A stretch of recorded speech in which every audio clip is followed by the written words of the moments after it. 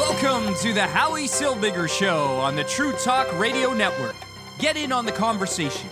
Call 1-877-669-1292. So Israel has come up with a plan, forced by, of course, America and some other countries, to trade prisoners for hostages.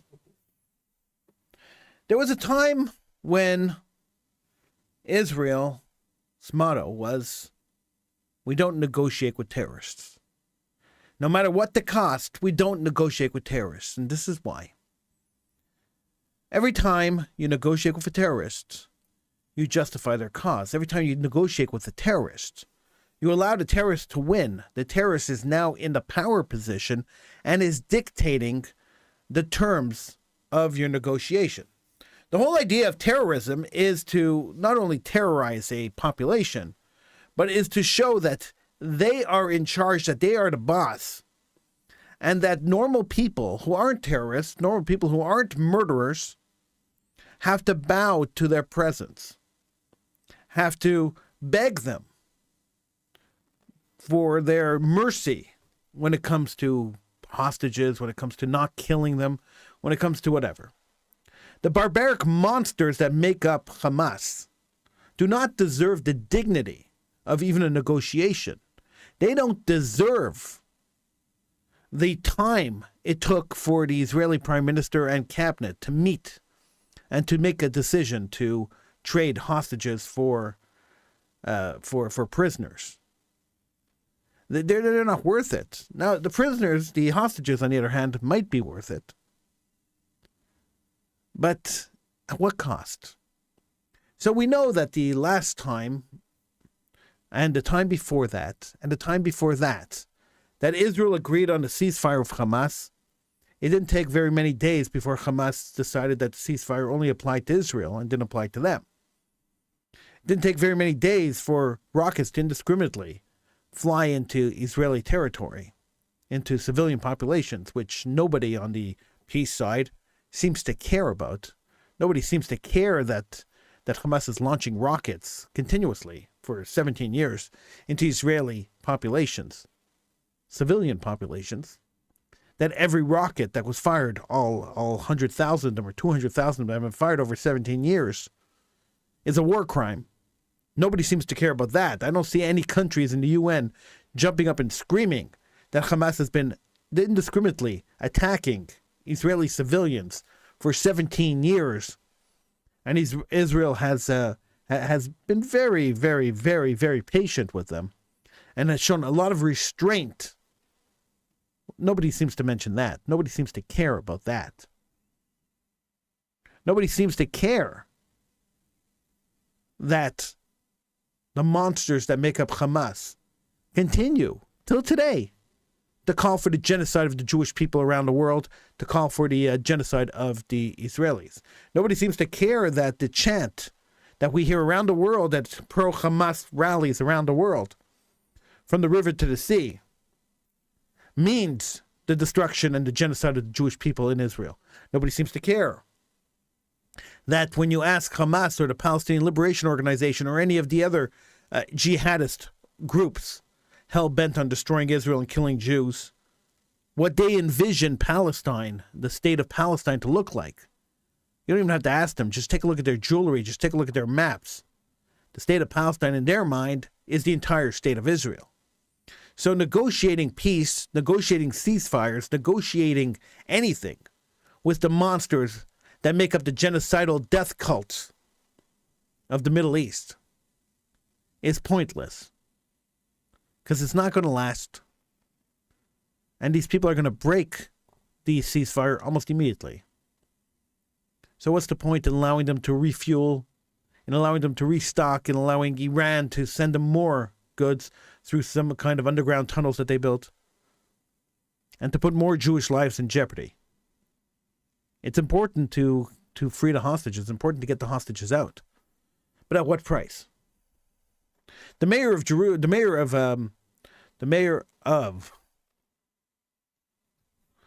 Hebron is a mass murderer. In 1980, he sat on top of a garage across the street from Beit Hadassah, which is the largest Jewish building in Hebron, and he opened fire and killed many people, including Americans and Canadians. 13 people died in that terror attack. One of them was my cousin. He was arrested and he was put into jail, and then he was traded. He was released in the prisoner exchange for Gilad Shalit. Now, Gilad Shalit was held hostage by Hamas for years, and Israel traded prisoners for him. He's now mayor of Hebron, and last week he called for the massacre, for the annihilation of the Jewish people and the destruction of the Jewish state.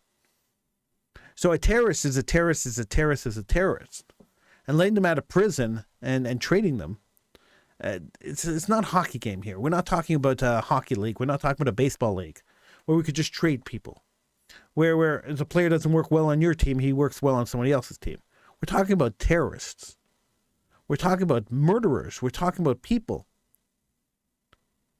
who went and killed other people. This is what we're talking about.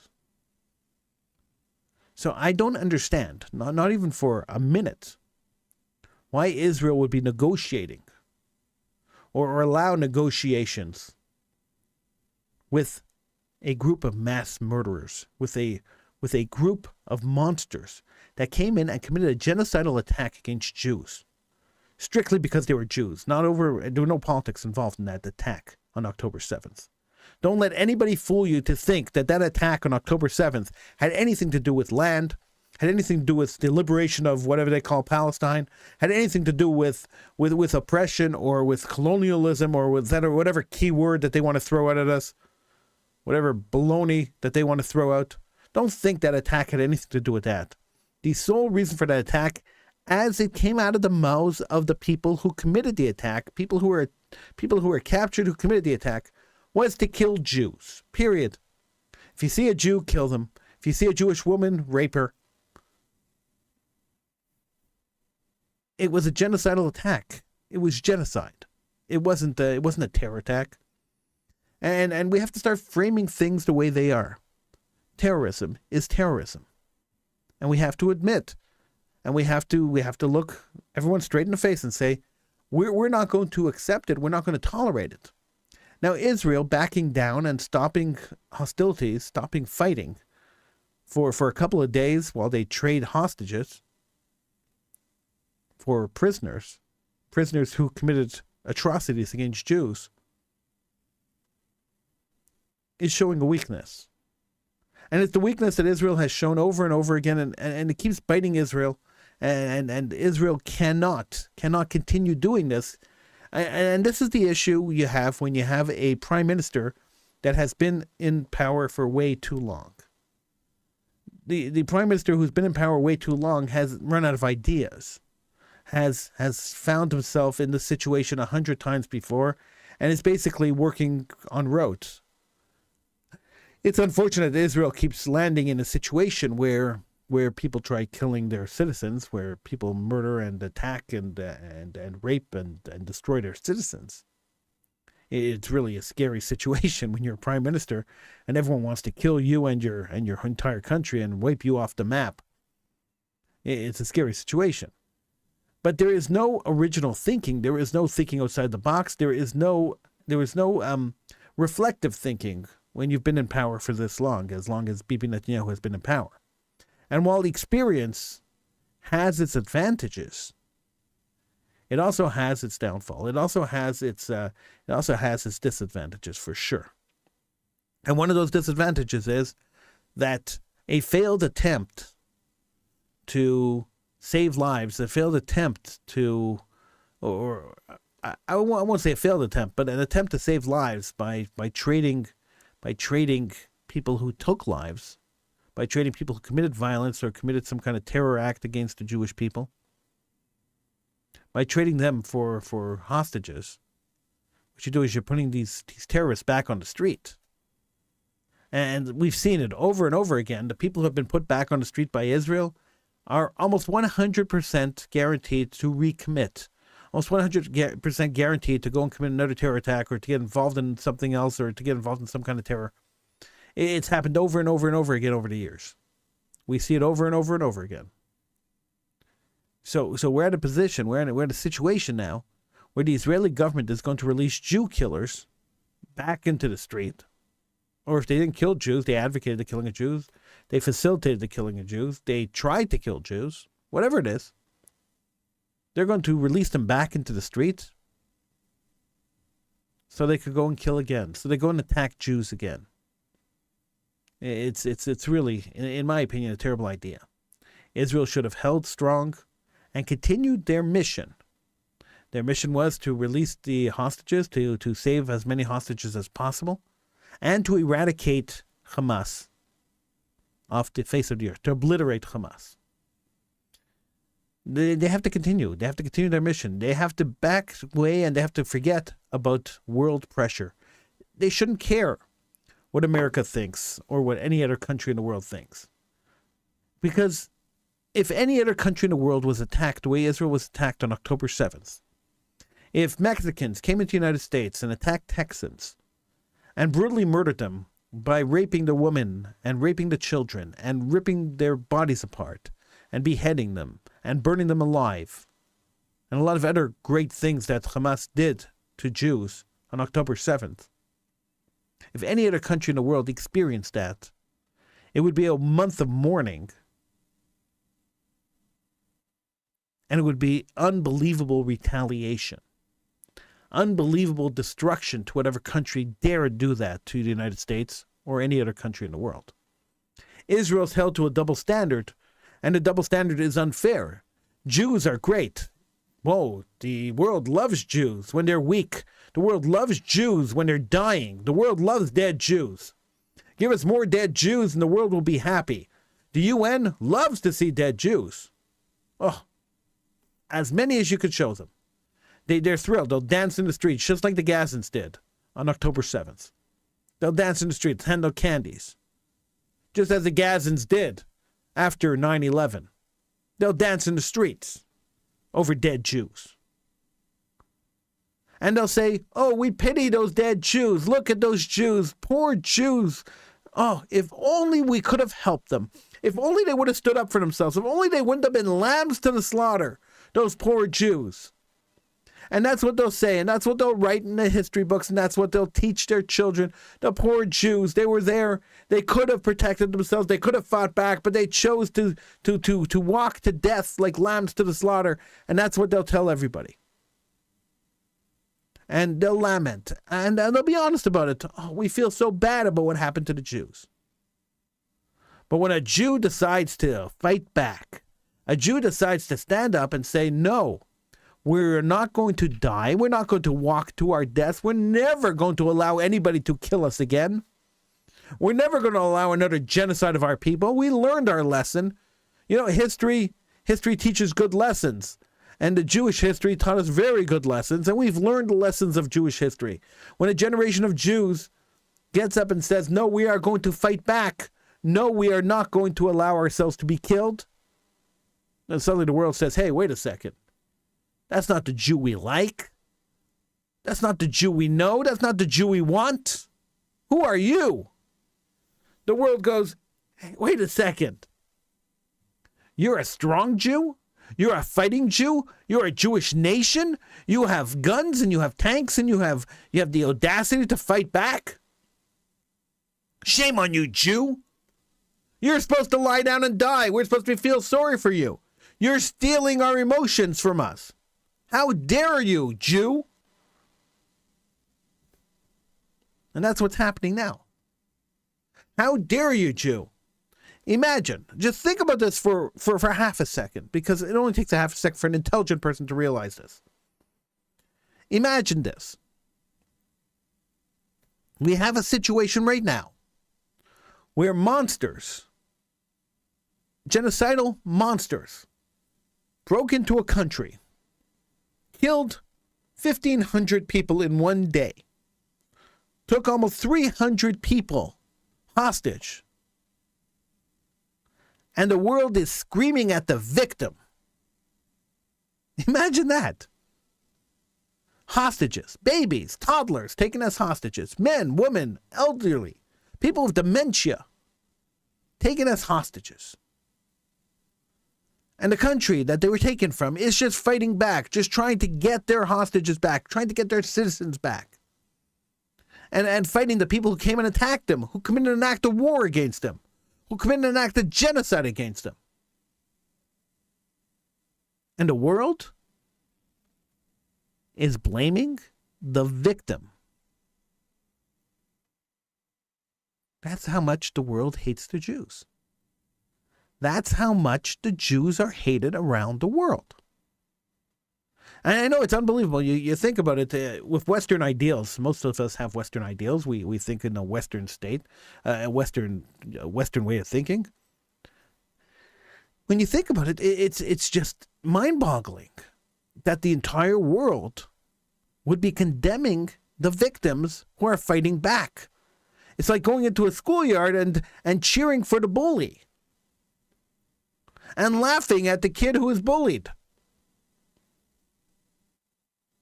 It's like going into a battered woman's shelter and laughing at the people there while holding up the arm in a victory stance of the guys who beat all the women in the women's shelter. Sounds extreme? It is extreme. Because that's exactly what's happening. The world is condemning the victim. Compassion to the victim doesn't exist. At least not this victim. If you're Jewish, no compassion. Jews get no right, in the world's view, to defend themselves, to survive, to even live. If somebody wants to come and kill a Jew, the Jew is supposed to just lie down and die. If a group forms itself, like Hamas did in 1989, they formed, and their charter called for the destruction of the Jewish people anywhere they live in the world, the massacre of the Jewish people. It quotes in a hadith from the Quran, which says that, at the time of redemption, a Jew will hide behind a rock, and the rock will call out, "Hey, there's a Jew here, come and kill him." A Jew will hide behind a tree, and the tree will call out, "Hey, there's a Jew here, come and kill him." They quote that hadith in their charter. And the world sits back and says, it's just rhetoric. It's just talk. They're not real. They're not serious about killing Jews. So Hamas says, of course we're serious about killing Jews. And they go and they start killing Jews.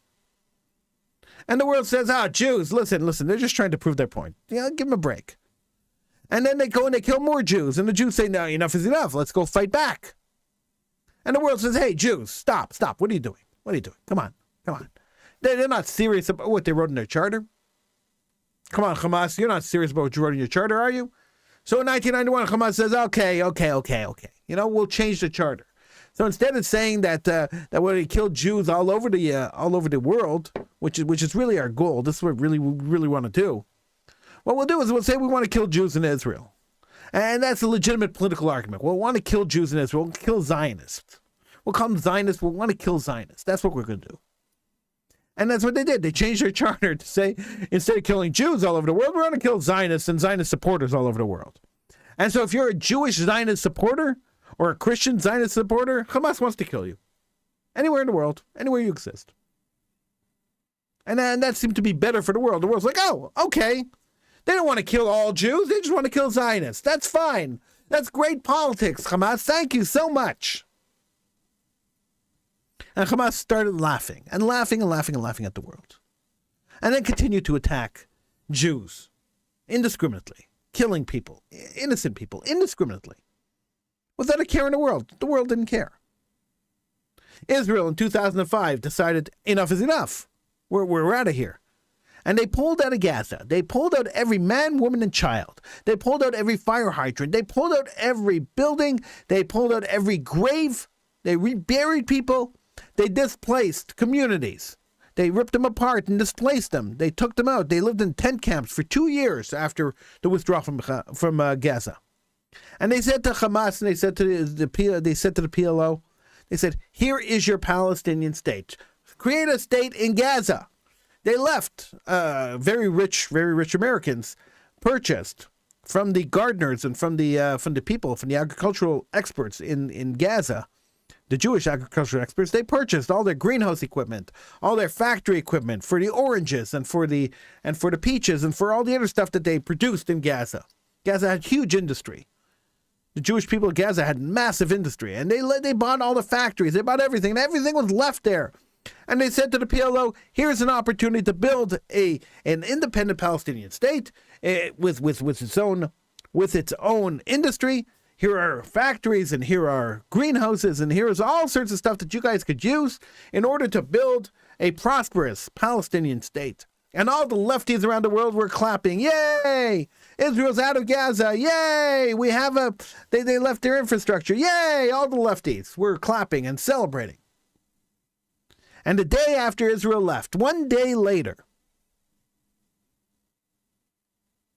the Arabs of Gaza walked into the former Israeli towns and burned down the greenhouses, destroyed the equipment, burned down the factories and the warehouses, burned down the orchards, destroyed whatever was left of the industry that was there, and used the old Israeli towns, the towns that were now vacated. Not one Jewish body, not even a Jewish crumb was left in these towns, and used these towns to launch an unprecedented 17-year terror attack against the Jewish state, against the Jewish people, against innocent civilians. They use these towns as training grounds. They use these towns to launch rockets continuously into southern Israel. And the Israeli government said, all right, look, it is an adjustment period. All right, look, like it's okay. Let them do whatever they do. And the people living in southern Israel got used to being 5 seconds away from a bomb shelter. People living in southern Israel got used to not living a normal life. And life went on. 17 years. A full generation of kids grew up in Sderot and other towns in southern Israel, living in bomb shelters, going to bomb shelters for safety, never being more than 5 seconds away from a bomb shelter, always looking over their shoulder to make sure that they know where they are and they know where the nearest bomb shelter is. And they grew up 17 years. That's a long time. Kids who were 3 years old when this all started were 20 years old. 17 years. Till October 7th, when the sirens went off. And the people of Sderot and some of the other towns in southern Israel ran to their bomb shelters, because that's what they were trained to do over 17 years. That's what they always did. Those were their safe zones.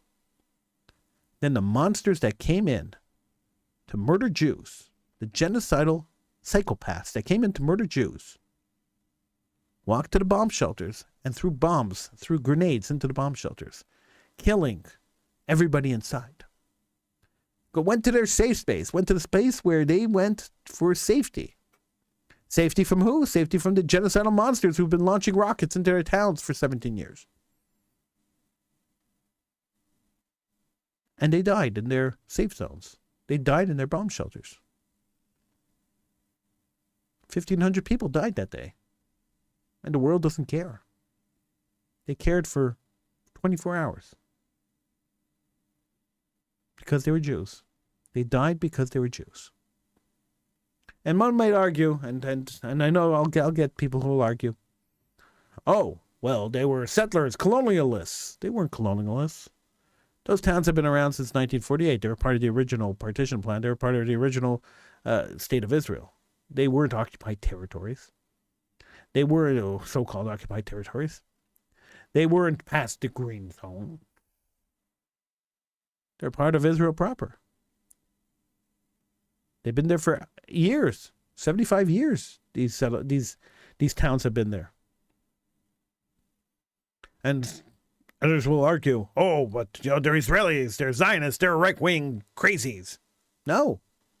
The people living in these towns spent their lives trying to help the people of Gaza, spent their lives driving people back and forth from hospitals, delivering food and humanitarian supplies to the Gazan people. The people in these towns were some of the leftist people living in the country. People calling for a one-state solution, Palestine. People calling for the Jewish expulsion of Jews from Israel. These were the people who lived in these towns that were attacked by these genocidal monsters on October 7th. They weren't right-wingers. They weren't people calling for the destruction or the separation of Jews and Arabs. The people who were at this rave, at this party, and were dancing at the party when they were killed, the party was a peace and unity party. That's what it was. It was a party promoting peace and unity between Arabs and Jews. Not overly ironic that was the party that was attacked by these genocidal monsters that came in to kill Jews. People at these parties were peaceniks. And now they're dead. And the people who survived, and the people who were always on the left side of the spectrum, always on the side of peace and reconciliation and abandonment of Jewish land to facilitate peace.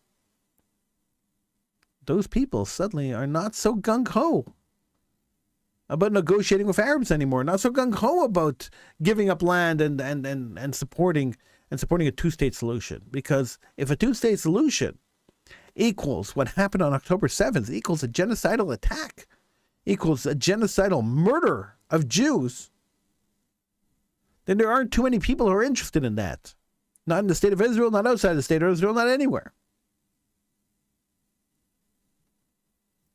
Now, I've heard over the last couple of weeks these quotations of Bibi Netanyahu, who said, we have to fund Hamas to counter the PLO, blah, blah, blah, blah, blah. I've heard all that. And how true and untrue they are is a totally separate story and totally separate show. I want to remind you, and nobody seems to remember this because the media never talks about this. Nobody ever talks about this. When the election was held, the original election for government of the Arab government of the Arab regions of Judea, Samaria, and Gaza, and the PLO ran. Their main opponent was Hamas. Mahmoud Abbas ran against the leader of Hamas at the time and lost the election. Hamas won the election of all of the Arab-controlled areas as defined by the Oslo Accord. Hamas won control of all of that. They were the government, the elected government, the democratically elected government. Jimmy Carter supervised the election and made a statement right afterwards saying it was 100% democratic. And they voted in Hamas, genocidal organization hell-bent on the destruction of Jewish people and then Western society. They voted them in. And then America and Israel said, we don't recognize the results of this election. We can't accept the Hamas as the leader of these areas. And they negotiated with Hamas. And they fought and they argued back and forth. And finally Hamas agreed that they would rule Gaza. And the Palestinian Liberation Organization would rule Judea and Samaria, or the Arab areas of Judea and Samaria. But that wasn't good enough either for the Americans or the Israelis or the Palestinian Liberation Organization. They didn't like that at all. And once again, they said Hamas cannot rule any area of land here. They are too radical. They are crazies. And we're not going to allow them to control any of these areas around Israel. So Israel funded the PLO to start a war with Hamas in Gaza. And the PLO sent their warriors and sent their leadership into Gaza to fight with Hamas to gain control of Gaza. And what happened? Hamas took the PLO leaders and threw them off buildings. And then they killed every last standing PLO fighter. They murdered them. And they got their control on Gaza. And they held it for 17 years. Until October 7th, when Israel said, we are going to end Hamas. Now, with a humanitarian ceasefire, whatever that means, Israel's putting itself and its soldiers at risk again. How many of these hostages are still alive? Guess we'll find out. I hope and I pray that all of them are alive and all of them could be released. That's really my prayer. That's really my hope, my prayer. That they could all be released and that they all come home safely, and that the children and the women that will be released in this hostage exchange will come home safely and will not be too far gone mentally to have a normal life.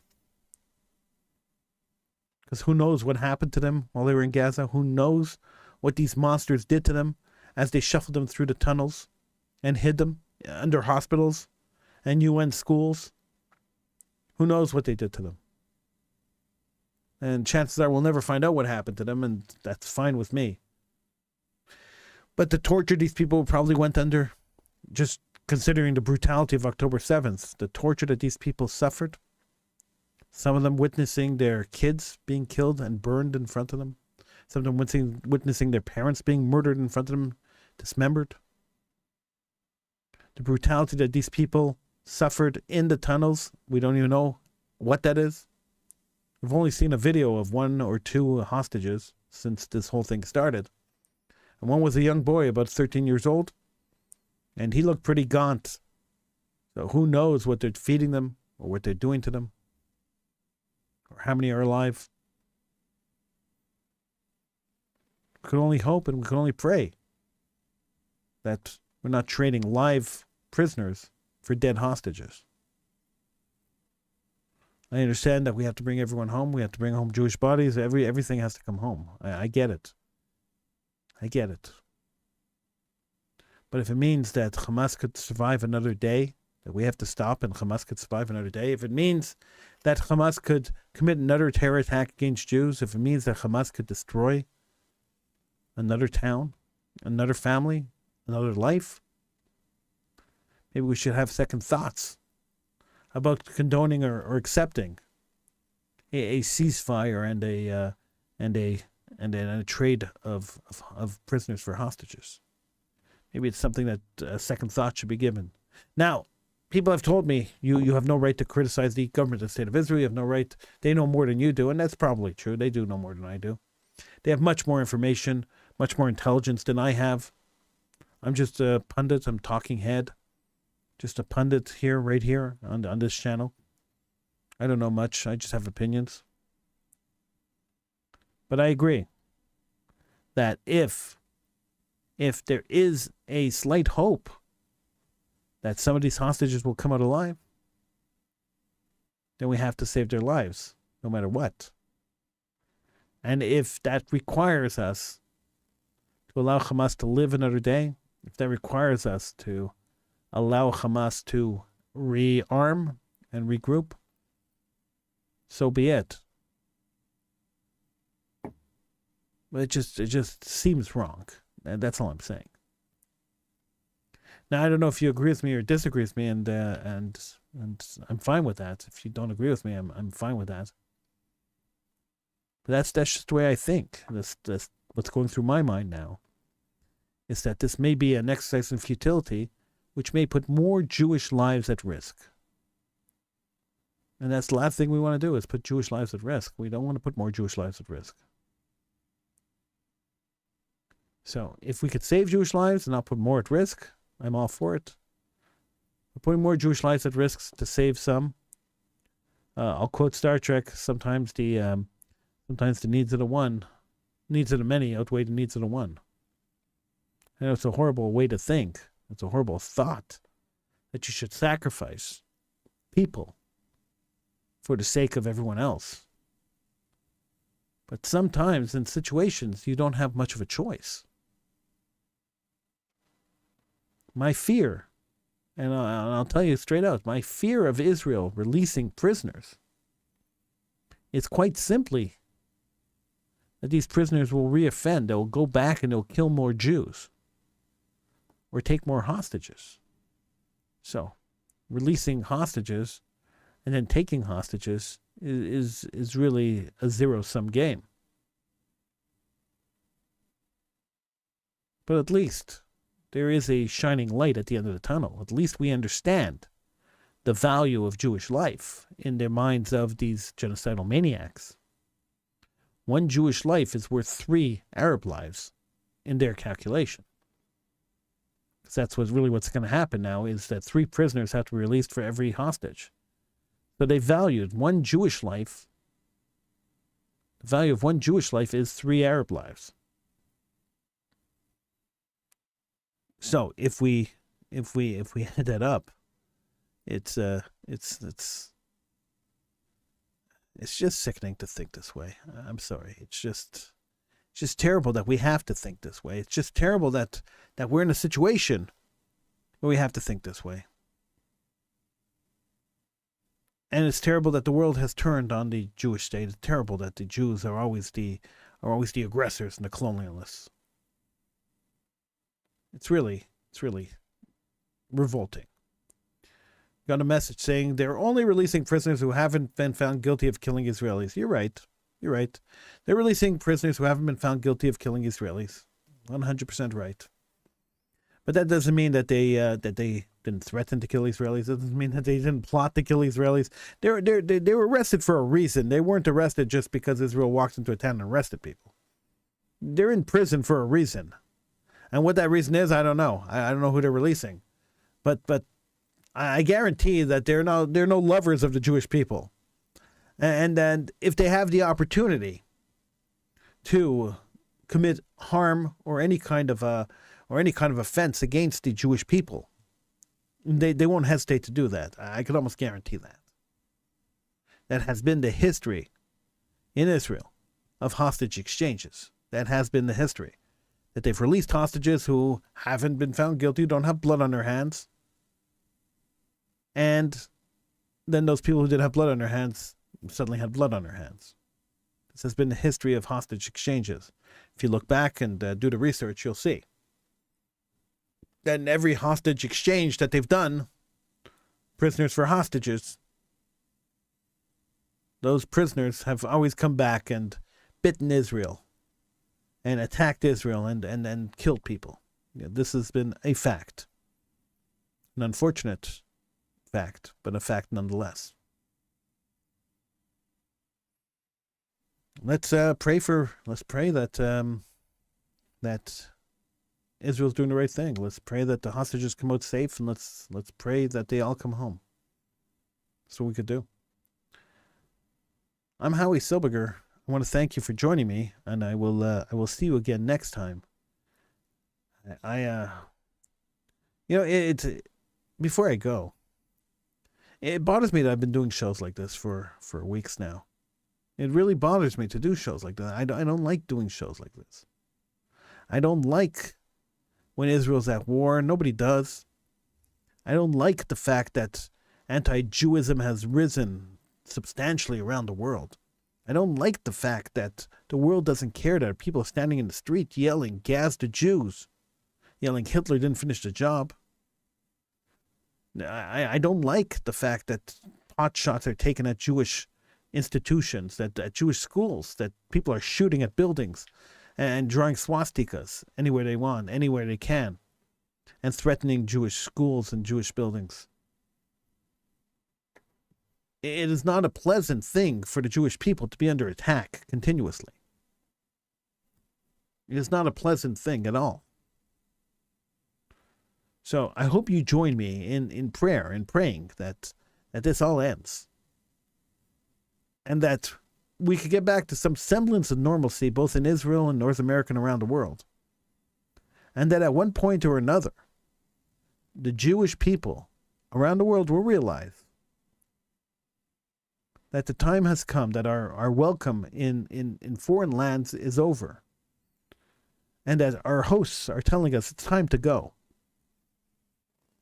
And there's only one government in the world, only one country in the world that will welcome Jews with open arms. There's only one country in the world that will allow Jews to come in with no questions. Well, maybe a few, but no problems.